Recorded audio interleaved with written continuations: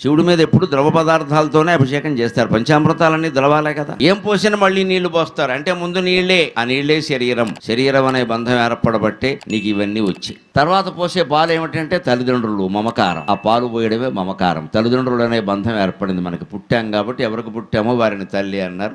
ఆ పుట్టకి బీజప్రాయమైన కారణమైన పెద్ద మనిషిని తండ్రి అన్నారు. ఇది పాల బంధం. తల్లిదండ్రుల బంధం పాలలాగా స్వచ్ఛంగా ఆర్ద్రంగా మమకారంతో ఉంటుంది. అందుకని పాలతో అభిషేకం అంటే తల్లిదండ్రులు అనే బంధం పెట్టుకున్నావు. తర్వాత పెరుగుతో అభిషేకం చేస్తారు. అంతే కాస్త గడ్డ కడుతుంది. గడ్డ కట్టడం కదా, అదే పెళ్ళి అవ్వడం అండి. గడ్డ కట్టినట్టే ఉంటుంది పెళ్ళి అయ్యాక. చాలా గడ్డలు కడతాయి, సెగడ్డలు కూడా వస్తాయి. అందుకని పెరుగుతో అభిషేకం అంటే సంసారం ఏర్పడింది, అబ్బాయి గడ్డ కట్టింది చూసుకో, ఎప్పటికైనా వదిలించుకో. ఆ తర్వాత పిల్లలు పుట్టారు, అదే తేనె.